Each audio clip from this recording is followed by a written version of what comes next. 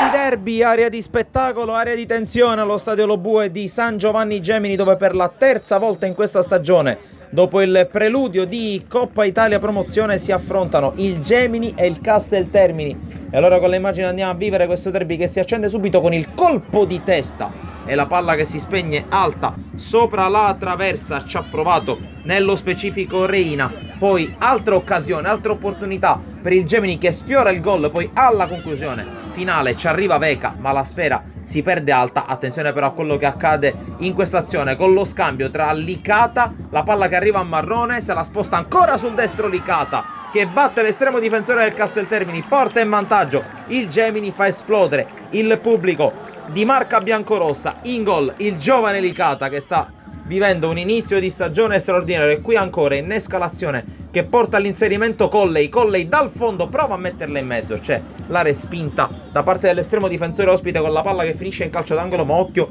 a questa azione con il cross che arriva dalla sinistra ancora da Colley, la palla che in qualche modo rimbalza e ci pensa Reina a firmare il 2-0, porta sempre più in alto la squadra guidata da mister Ancona, che allunga nel parziale al minuto 25 raddoppiando il punteggio, e insiste ancora la squadra di casa con questo inserimento e la conclusione con la palla che si perde fuori. Ci ha provato nel caso specifico Ovusu, primi cenni di avanzata da parte del Casteltermini con questa giocata e la conclusione dalla distanza che per poco non si infila alle spalle di Demiere. Ma con le immagini passiamo subito alla ripresa, perché c'è un calcio di punizione per il Casteltermini, la palla spostata per il mancino di Yankee che lascia di sasso Mirko Demiere e porta il risultato sul 2-1, un'autentica perla su calcio di punizione per il numero 14 del Casteltermini. Gemini che però non si scompone, ci riprova qui con il colpo di testa di Reina che va ad un passo dalla doppietta. Poi però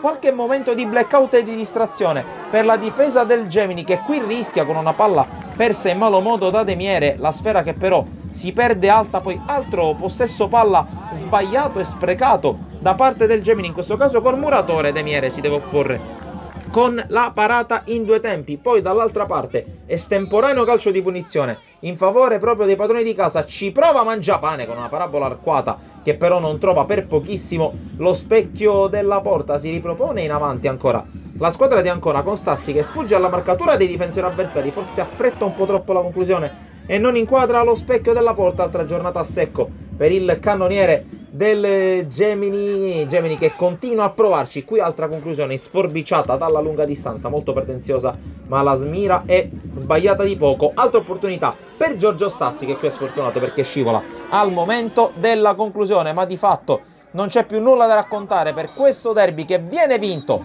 dal Gemini, che batte il Casteltermini, torna alla vittoria dopo il pareggio di 7 giorni fa in casa del Mazzara. Resta da solo in testa il Gemini. Da Sportisir è tutto, alla prossima.